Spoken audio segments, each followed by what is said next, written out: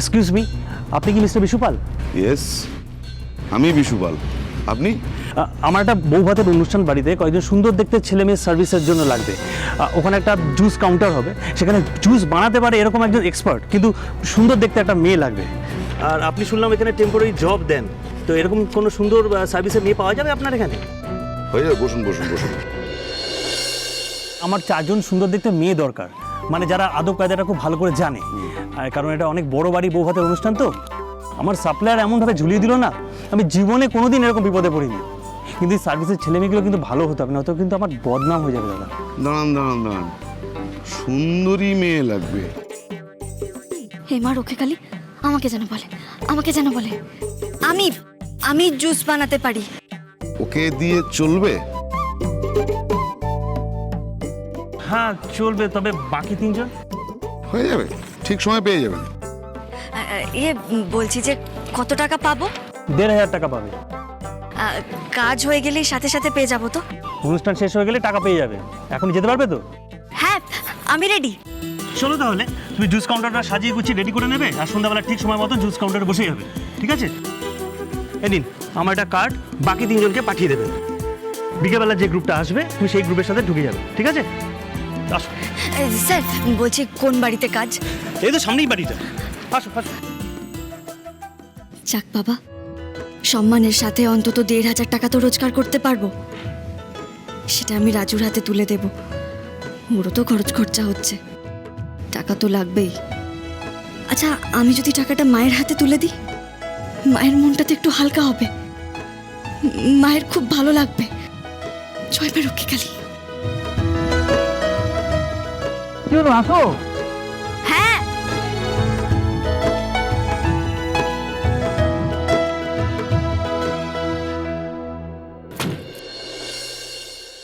মা, ও মা, ও মা দরজাটা খুলুন না মা, এই একটু কিছু খেয়ে নিন না। ওরে বাবা রে, কতক্ষণ ধরে না খেয়ে আছে।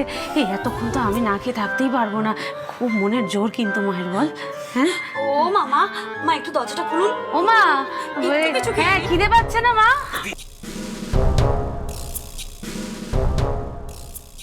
কি হয়েছে? খুলে দরজা খুলেছে, কিছু বললো? না, কিছু বলছে না। হ্যাঁ হ্যাঁ, একবার চিৎকার করেছিল, একবার চিৎকার করে বললো চলে যাও, তোমরাও এখান থেকে, কিচ্ছু খাবো না আমি। বুঝতে পারছি। এই রাজু, মা তো কিচ্ছু খায়নি, এখন যদি না খেয়ে শরীর টরীর খারাপ করে ফেলে, তুই একবার দেখ না রে। দেখছি, কিন্তু দরজাটাই তো মা খুলছে না। আরে বাবা, দরজা ভেঙে দে, ভেঙে দে, আর কোনো উপায় নেই, ভেঙে দে, দরজা ভেঙে দে। দরজা এই হ্যাঁ রাজু, তুই একটা কাজ কর, মা কাল থেকে তো কিছু খায়নি, শরীর খারাপ করে যাবে, তুই দরজাটা ভেঙেই ফেল রে। ঠিক বলেছে, একদম ঠিক বলেছে। আমি কিন্তু দরজাটা এবার ভেঙে দেবো। তুমি যদি না বেরো এরকম ভাবে ভেতরে বসে থাকো দরজা বন্ধ করে, দরজাটা ভাঙতে হবে, আর তো কোনো উপায় নেই। ভাঙতে হবে, দরজাটা ভেঙে দিতে হবে, একদম টুকরো টুকরো করে দিতে হবে ভেঙে। মা, ভেঙে দেবো কিন্তু। এই রাজু, এই দাঁড়িয়ে না থেকে দরজাটা ভাঙ তো দেখি, ভাঙ ভাঙ। ভেঙে দে, ভেঙে দে। আরে আমি জানি তুই পারবি, তোর গায়ে অনেক শক্তি, ভেঙে ফেল তো, ভেঙে ফেল। আমি তো বলছি আমার কিচ্ছু করার নেই মা, তুমি না বেরোলে আমি দরজা ভেঙে দেবো কিন্তু। আর ভাঙলে কি হবে বুঝতে পারছো তো? ছিটকিনি সারাতে হবে, 250 টাকা খরচ আছে কিন্তু। মা, কি গো, ভাঙবো বলো, তুমি বলো তাহলে। এই কাঁচ ভেঙে যাবে কিন্তু, কাঁচ ভেঙে চুরমার হয়ে যাবে, নতুন কাঁচ বসাতে হবে, 800-900 টাকা খরচ পড়বে। বলো তুমি তাহলে, ভেঙে দিচ্ছি। ভাঙলে কিন্তু পুরো দরজাটা ভেঙে যাবে বলে দিলাম। হ্যাঁ, কাঠ যদি একবার ভেঙে যায়, তখন নতুন কাঠ, এইসব পুরোনো দিনকার সেগুন কাঠের জিনিস কত দাম জানো মার্কেটে? জানো কত দাম? 3,500-4 হাজার টাকা দাম। কত খরচ পড়ে বুঝতে পারছো গোটা দরজাটাকে রিপেয়ার করতে? খুলে দাও কিন্তু মা, বলে দিলাম, ভাঙতে বাধ্য করো না। এই রাজু, এই শোন শোন, ভাঙিস না, ভাঙিস না, অনেক খরচা হয়ে যাবে ভেবে দেখলাম, বুঝলি তো? ভাঙিস না, ছেড়ে দে। মা দেখেছো তো, অনেক টাকা খরচা পড়ে যাবে কিন্তু দরজাটা ভাঙলে। কি গো, আরে বাবা, তুমি এরভাবে মুখ লুকিয়ে বসে থাকলে কি করে চলবে বলো তো? হ্যাঁ, তুমি তো আমাদের ক্যাপ্টেন, তুমি তো আমাদের এগিয়ে নিয়ে যাবে। আমরা তো একটা রাউন্ড যুদ্ধ হেরেছি, সারা জীবনের মতন তো হেরে যাইনি রে বাবা। তুমি কেন বুঝতে চেষ্টা করছো না? দেখো, আমি তোমায় কথা দিচ্ছি, এই প্রত্যেকটা অপমান আমরা ইঞ্চিতে ইঞ্চিতে ফিরিয়ে দেবো, আমরা বদলা নেবো মা।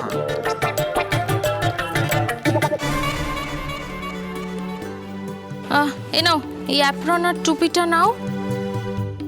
জিন্স টি শার্ট পরলে ভালো হতো। না না, আমি শাড়ির ওপরেই পরে নিচ্ছি, কোনো অসুবিধা হবে না। আচ্ছা ঠিক আছে, নাও। আর শোনো, হ্যাঁ স্যার। কাজগুলো কিন্তু স্মার্টলি করো, সবটাই আমি তোমায় বলে দিয়েছি। আর জুস প্রিপারেশন ডিটেলসটা বলে দিয়েছিস তো? হ্যাঁ স্যার। আর কাউন্টার খোলার আগে আপা পুরো ডিটেলসটা বলে দিবি। আর আমার আসলে ট্রেন্ড লোকেরাই থাকে, আজকে আসতে পারিনি, আমি খুব বিপদে পড়ে গেছি, বুঝেছো? এমন কিছু কাজ করো না যাতে গেস্টরা অপমানিত হয়, আর আশা করি তুমি এমন কিছু কাজ করবে না যে আমরা গন্ডগোলে পড়ছি। না না স্যার, কোনো অসুবিধায় পড়তে হবে না। আপনারা আমাকে ঠিক যেভাবে শিখিয়ে দিয়েছেন আমি সেভাবেই কাজটা করব। আর আমার জন্য কোনো গন্ডগোল হবে না, কোনো গেস্ট আপনাদের কাছে কোনো কমপ্লেন করার সুযোগই পাবে না। আচ্ছা যাও, অ্যাপ্রনটা পরে নাও। যাও যাও যাও যাও। মেয়েটার কিন্তু কাজের উৎসাহ আছে স্যার। সেটা আসল জায়গায় গিয়ে বুঝতে পারবো। শোন, তোরা পাড়ায় যাবি, ঘোষ ঘর জোড়া বাড়ি বলবি, ওখানে গিয়ে বলবি বটেশ্বর ঘোষের বাড়ি।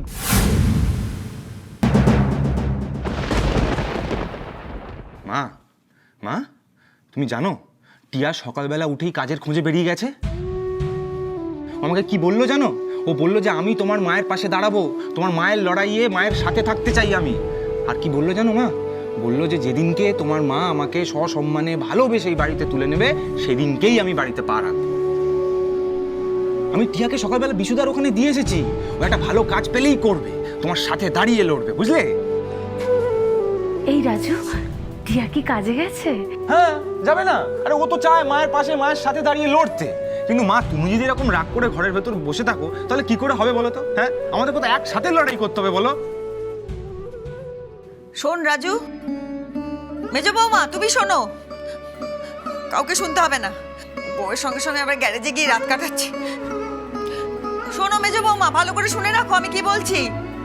বলছি যে বউ ভাতটা হয়ে গেল আর সমস্ত অনুষ্ঠান হয়ে গেল, আচার অনুষ্ঠান শেষ, আবার তলপি গুটিয়ে বাড়ি চলে যাবে সবাই, তা তো হতে পারে না। আরো অনেক অনুষ্ঠান বাকি থাকে, একটা বিয়ে মানে অনেক অনুষ্ঠান চলবে এরপর। শোনো, ভালো করে কান খুলে শোনো, এরপর অষ্টমঙ্গলা আসছে, আমি কিছু করতে পারবো না, আমার বলার দায়িত্ব তাই বলছি। আমি কোথাও যেতেও পারবো না, কোনো নিয়ম পালনও করতে পারবো না। শুধু বলে রাখছি যে অষ্টমঙ্গলায় বাপের বাড়ি যেতে হয়, গাঁট ছড়ার গেট খুলতে হয়, ওটা কিন্তু নিয়ম। আমি কিন্তু যাব না, কিচ্ছু করবো না, কিন্তু এগুলো করার দরকার, নাহলে সংসারে অমঙ্গল হবে, ওদের দুজনের অমঙ্গল হবে। মা, এই তুমি বলছো যে তুমি আমাদের বিয়েটা মানো না, আবার আমাদেরকে নিয়েই ভাবছো। আরে বাবা, তোমাকে ছাড়া এত নিয়ম কানুন কে পালন করতে পারবে? বৌদিরা পারবে? জানে এত নিয়ম কানুন? সবকিছু তো তোমাকেই করতে হবে মা। হ্যাঁ সেই তো। চুপ কর, ওসব ভিজে ভিজে কথা বলিস না আমাকে, আমি পারবো না কিছু করতে, আমি কোনো নিয়ম কানুন পালন করতে পারবো না, একবার বলে দিয়েছি মাথায় ঢোকে না। আর মেজো বৌমা, একটু তুলো নিয়ে এসো তো আমার জন্য। ও মা, মা আপনি তুলো নিয়ে কি করবেন? মনে হয় খিদের জ্বালায় তুলো ফুলো খেয়ে নেবে। ও মা, মা বলছি যে তুলো ফুলো খাবেন না, বুঝলেন তো, পেটে ব্যথা করবে। তুলো কেউ খায়? হ্যাঁ, তুলো কেউ খেয়েছে আজ পর্যন্ত শুনেছো যে তোমার শাশুড়ি তুলো খেয়ে মরবে? তুলো আনতে বলছি, কানে গুঁজবো আমার কানে, এই সব তামঝাম আমার ভাল লাগছে না, এই নাচন কদন গান বাজনা আমি সহ্য করতে পারছি না রে। এক রাজু ঘ্যানর ঘ্যানর ঘ্যানর ঘ্যানর করে যাবে, মা মা মা করে, তুলো গুঁজবো, আমি শুনতে চাই না কোনো কথা। বলছি যে ওদের বাপের বাড়ির লোকের তো টিকিটই পাওয়া যাবে না, আমাদের ঘাড়ে গছিয়ে দিয়ে কেটে পড়েছে, আর মাথার উপর তো মা বাবা কেউ নেই, কে যে বোঝাবে ওদের আমি জানি না। আমার আর ভাল লাগছে না, আমি কিছু করতে পারবো না, আমি বেরোবো না এই ঘর থেকে, আমি উঠোনেই পা রাখবো না, আমি এইখানে বসে বসে মরে যাবো, আমি না কে না দে। মা, আমার শোনা মা, দেখো মা, তুমি খেয়ে নাও, তুমি খালি পেটে থেকো না, তোমাকে কোথাও বেরোতে হবে না, কেউ কিচ্ছু বলবে না তোমাকে, শুধু এরকম খালি পেটে থেকো না মা। দেখো শরীরটা খারাপ হলে তখন কি হয় বলো তো? সে তো দরজা ভেঙেই তোমাকে বার করতে হবে, আর তারপরে জেঠিমারা দল বলে তোমাকে দেখতে আসবে, ওই অবস্থায় তোমায় দেখবে সবাই মিলে, বুঝতে পারছো তো? খেয়ে নাও মা প্লিজ, আমি তোমায় খাইয়ে দেবো, দরজাটা খোলো প্লিজ। কি বললেন আপনি? কাদের বাড়িতে অনুষ্ঠান? আরে ওই যে বলে না জোড়া বাড়ি, ঘোষ বাড়ি, ওখানে বটেশ্বর ঘোষের ছোট ছেলে বউ ভাত। আচ্ছা, কার বাড়ি কোথায় বাড়ি এসব জেনে তুমি কি করবে?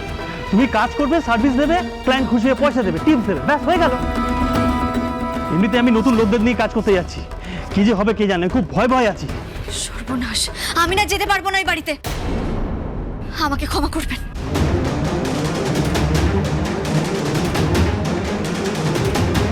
কি বললে?